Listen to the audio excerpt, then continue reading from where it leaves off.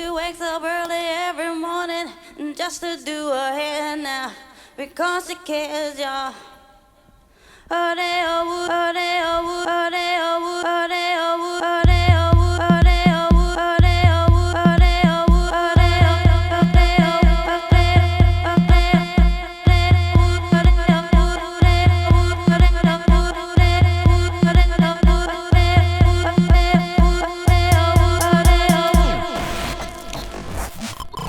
Hey, I'm Obeyah and welcome to Turntable Techniques by DJcity and Refinery.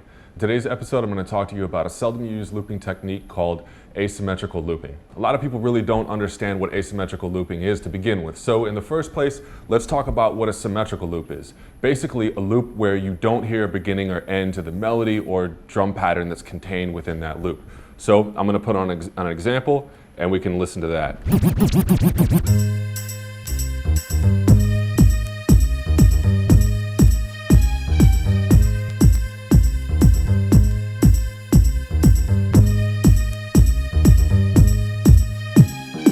Basically, you can hear in this loop, while it's playing, it's a full phrase of the melody that's contained within there, and there's no break or ending to that. But what an asymmetrical loop does is that it goes outside of that.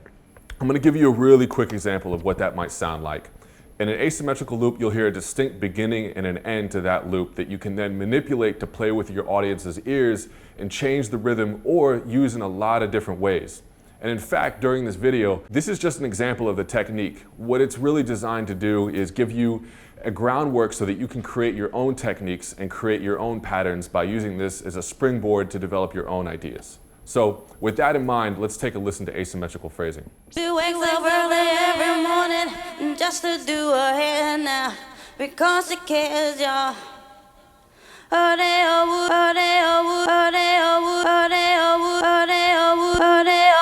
So while that loop is playing, you can really hear how the vocal plays and you hear a really strong beginning and end to that. So in this next example, what I'm going to do is throw a drum beat under that. So if I was in a set and wanted to play this classic vocal a cappella of a house track, I could do that, my audience would be listening to it, and then throw a drum pattern under that to recreate a new song. So this could also be used in live DJing, but it also could be used as a production technique as well. So let's take a listen to what this might sound like with the drum beat thrown underneath of it.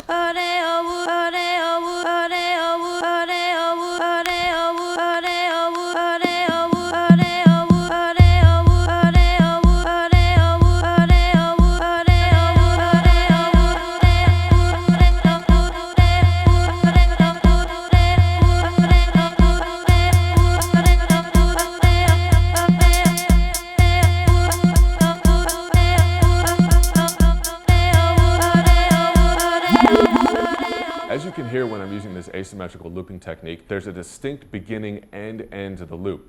This goes outside of a symmetrical loop, which usually follows the standard 1 and 4 count of the tempo of a song. With asymmetrical loop, I'm still following tempo, but I'm going outside of the 1 and the 4 counts of a symmetrical loop to create a different pattern or different rhythm within the song. So when I'm using this technique in the mix, I'm listening to a significant part in the a cappella that doesn't really sound like a distinct word.